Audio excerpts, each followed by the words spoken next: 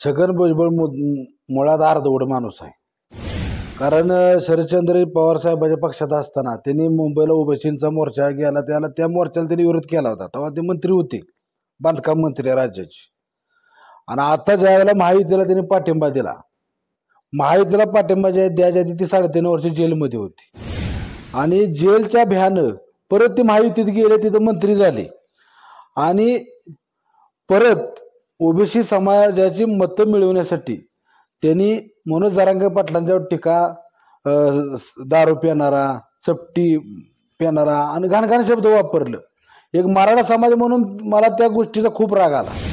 मुळात छगन भुजबळची नीतिमत्ता किती चांगली आहे, त्यांनी त्यांच्या समाजासाठी आजपर्यंत काय केले, ही भूमिका महाराष्ट्रातल्या ओबीसी समाजात तरुणांनी समजून घेतली पाहिजे.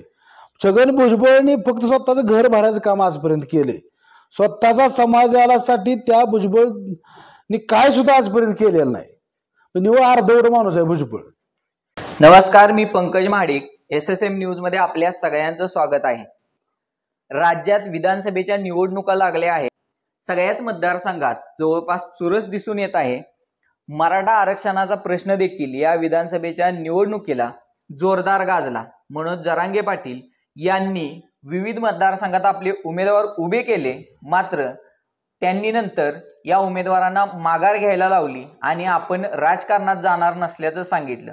तर ज्यावेळी मनोज जरांगे यांनी निवडणूक लढवण्याचं जाहीर केलं होतं, त्यावेळी कराड उत्तर 259 या मतदारसंघातून मराठा समाजाचे उमेदवार म्हणून हिंदकेसरी संतोष वेताळ हे निवडणूक लढवत होते. आणि नंतर त्यांनी मनोज जरांगे यांच्या सांगण्यावरून माघार देखील घेतली. तर या सगळ्या पार्श्वभूमीवर नेमक्या काय घडामोडी घडल्या यासाठी चर्चा करण्यासाठी आपल्यासोबत आज हिंदकेसरी संतोषाबा वेताळ आहेत. आबा नमस्कार. नमस्ते. तर पहिलाच प्रश्न महत्वाचा, तुम्ही निवडणूक लढण्याचं ठरवलं आणि माघार का घेतली? मी 25 तारखेला मराठा क्रांती मोर्चाच्या वतीने मराठा योद्धा मनोज दादा जरांगे यांची अंतरवली सराटी येथे जाऊन भेट घेऊन मी कराड उत्तर विधानसभा मतदारसंघातून उमेदवारी अर्ज दाखल करू का अशी त्यांची परवानगी घेऊन मी 29 तारखेला माझा उमेदवारी अर्ज मराठा क्रांती मोर्चाच्या वतीने कराड उत्तर मतदारसंघामध्ये भरला.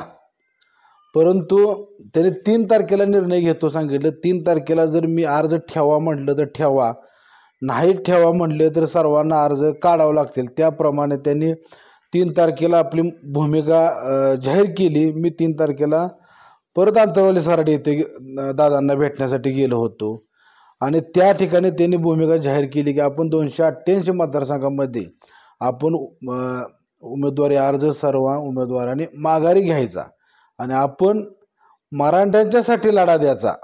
त्यांच्या सांगण्यावरून आम्ही सर्वांनी महाराष्ट्रातल्या सर्व उमेदवारांनी आपापले अर्ज पाठीमागे काढून घेतले. तर आता तुमची पुढची भूमिका काय असणार आहे?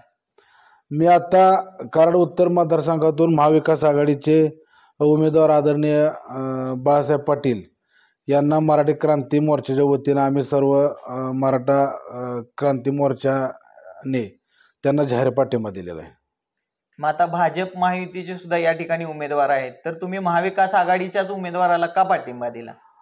भाजप महाविकास युतीचे उमेदवार या ठिकाणी आहेत, परंतु आता जे चालू सरकार आहे या सरकारने आदरणीय देवेंद्र फडणवीस साहेब असतील, अजितदादा असतील किंवा या महाराष्ट्राचे मुख्यमंत्री एकनाथ शिंदे साहेब असतील, यांनी निव्वळ फसवणुकीचा धंदा केला.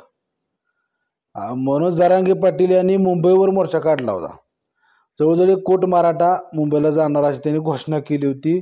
त्यावेळेला एकनाथ शिंदे साहेबांनी त्यांना एक पत्र दिलं आणि त्या पत्रात बाबा मराठी आरक्षण जाहीर झाले असं त्यावेळेला गुलाला सुद्धा उधळण मुंबईमध्ये झाली होती.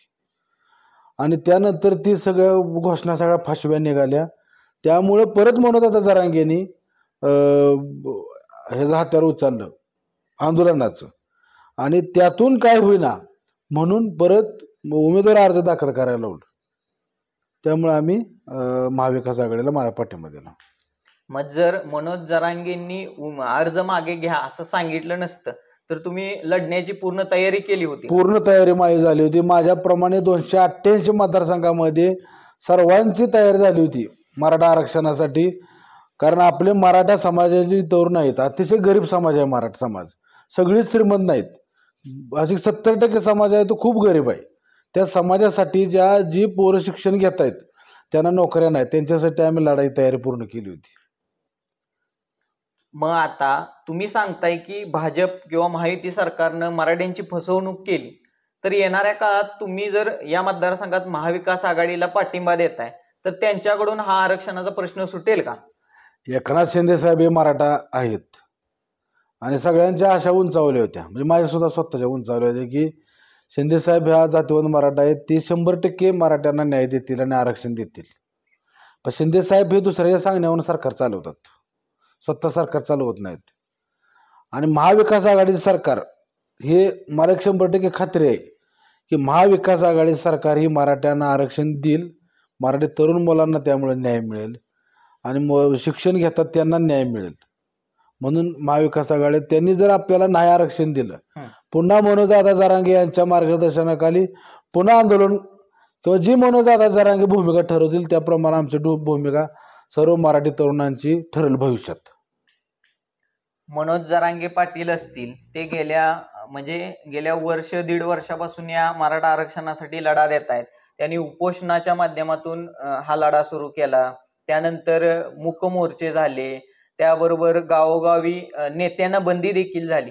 मग या सगळ्या पार्श्वभूमीवर तरी देखील हा आरक्षणाचा प्रश्न सुटला नाही, तर इथून पुढच्या काळात परत एकदा उपोषणाचं हत्यार असणार आहे का, दुसरी काय तुमची भूमिका असेल?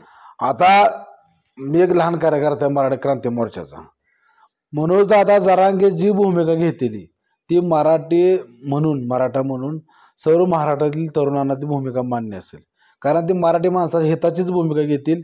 दादांच्या निर्णयावर सगळ्यांचा निर्णय अवलंबून राहील, दादाची हिताची भूमिका घेतली असं वैयक्तिक मला वाटते ना. माझ्यासह असं की 1000 तरुणांना ती भूमिका दादांच्या पटते, म्हणून तरी आम्ही सगळ्यांनी अर्ज भरला होता. आता तुम्ही स्वतः हिंदकेसरी आहात आणि पैलवानांसाठी बरंच तुमचं काम चालू असतं, तर तुमच्या क्षेत्रात काय अडचणी आहेत पैलवानांच्या? गेल्या वेळेला आपल्याला ऑलिम्पिकला 3 पदकं आली होती, यावेळेला एकच पदक आलं. विनेश फोगटवर अन्याय झाला, आपण बघितलं असेल, त्यासाठी सरकार उभं राहिलं नाही. माझी स्वतःच हिंदकेसरी कुस्ती संकुल नावाचं कराडमध्ये कुस्ती संकुल आहे सैदापूरमध्ये. आज 100-125 मुलं मराठ्यांची आहेत, अनेक जातीची मुलं आहेत, पण त्यांना आम्ही शासनाचं कुठलंही मानधन नाही, अशा सेविकांना मानधन आहे.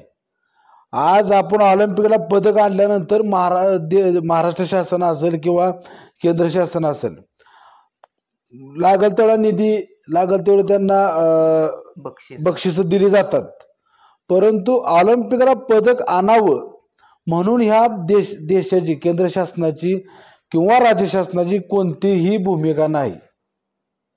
म्हणजे लढ फक्त तुझ्या जीवावर लढ, आणि तू जिंकलास तर आम्ही तुझ्या पाठीमागे, नाही जिंकला तर कोणीही पैलवानाला विचारत नाही. ही भूमिका शासनानं बदलली पाहिजे, याच्यासाठी आमची तळमळ आहे खेळाडू म्हणून. येणाऱ्या काळात तुम्ही मराठा आरक्षणासाठी आता महाविकास आघाडीला पाठिंबा दिलाय, तर या सातारा जिल्ह्यातून असेल तर येणाऱ्या सरकारकडून या आरक्षणाच्या बाबतीत कसा प्रश्न सुटावा यासाठी आणि तुम्ही कुणाकडे प्रयत्नशील राहणार आहात? शरदचंद्र पवार साहेब हे महाविकास आघाडीचे प्रमुख आहेत आणि शरदचंद्रजी पवार साहेब हे मराठा आहेत. पण मराठा असताना मला असं वाटत नाही की ओबीसी असतील किंवा इतर कोणत्याही जाती असतील त्यांच्यावर अन्याय व्हावा, त्यांनी बी आरक्षण मिळालं पाहिजे आणि मराठा म्हणून आम्हाला सुद्धा आरक्षण मिळालं पाहिजे. आज मराठी जी मुलं आहेत ती त्यांची दयनीय अवस्था आहे. तळात येऊन जर बघितलं तुम्ही तर आज आपल्या पश्चिम महाराष्ट्रात 70 ते 80% मराठा समाज आहे. खूप नोकरी विना, शिक्षण नसल्यामुळं, नोकरी लागले नसल्यामुळे शिक्षण भरपूर आहे पण नोकरी नसल्यामुळे आज मुलांची लग्न सुद्धा होईना. ती खूप मोठा प्रश्न लग्नांचा उपस्थित राहिला आहे आणि आत्महत्या बऱ्याच तरुणांच्या व्हायला लागलेल्या, बऱ्याच शेतकऱ्यांना भाव नसल्यामुळे आत्महत्या व्हायला लागल्या. हा प्रश्न मला वाटते या देशाचे कृषी मंत्री जनता राजा पवार साहेबांच्या पुढाकाराने सुटेल ही मला आशा वाटते स्वतःला, म्हणून आपण महाविकास आघाडीला पाठिंबा दिला. मराठा आरक्षणाला प्रामुख्याने वारंवार जो विरोध केला जातोय तो महायुती सरकारमधल्या काही नेत्यांकडून, त्यात प्रामुख्याने नाव घेतलं जातं ते म्हणजे छगन भुजबळ. तर याकडे कसं बघताय? छगन भुजबळ मुळात अर्धवट माणूस आहे. कारण शरदचंद्र पवार साहेबांच्या पक्षात असताना त्यांनी मुंबईला ओबीसींचा मोर्चा गेला, त्या मोर्चाला त्यांनी विरोध केला होता. तेव्हा ते मंत्री होते, बांधकाम मंत्री राज्याचे. आणि आता ज्या वेळेला महायुतीला त्यांनी पाठिंबा दिला, महायुतीला पाठिंबा द्यायच्या आधी ती 3.5 वर्ष जेलमध्ये होती. आणि जेलच्या भ्यानं परत ते महायुतीत गेले, तिथं मंत्री झाले.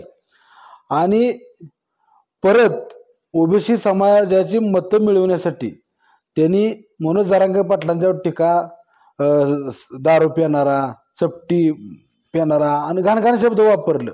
एक मराठा समाज म्हणून मला त्या गोष्टीचा खूप राग आला, अनेक तरुणांना राग आला. मुळात छगन भुजबळची नीतिमत्ता किती चांगली आहे, त्यांनी त्यांच्या समाजासाठी आजपर्यंत काय केले, ही भूमिका महाराष्ट्रातल्या ओबीसी समाजात तरुणांनी समजून घेतली पाहिजे. छगन भुजबळनी फक्त स्वतःचं घर भरायचं काम आजपर्यंत केले. स्वतःचा समाजासाठी त्या भुजबळनी काय सुद्धा आजपर्यंत केलेलं नाही. निव्वळ अर्धवट माणूस आहे भुजबळ. जरांगे पाटलांवर टीका करायची, मराठी समाजाला विरोध करायचा आणि मतं मिळवायचा, फक्त एवढी नाटकी माणूस म्हणजे छगन भुजबळ महाराष्ट्रामध्ये आहे असं मला वाटतं. तर हे होते हिंद केसरी संतोषाबा वेताळ, ज्यांनी या मतदारसंघातून उमेदवारी अर्ज दाखल केला होता. आणि मनोज जरांगे यांच्या सांगण्यावरून त्यांनी माघार देखील घेतली. त्यांनी मराठा आरक्षणाबाबतच तसेच या कुस्ती क्षेत्रात काय काय गोष्टी गरजेच्या आहेत या संदर्भात आपल्यासोबत सविस्तर चर्चा केली. याबद्दल आबा धन्यवाद.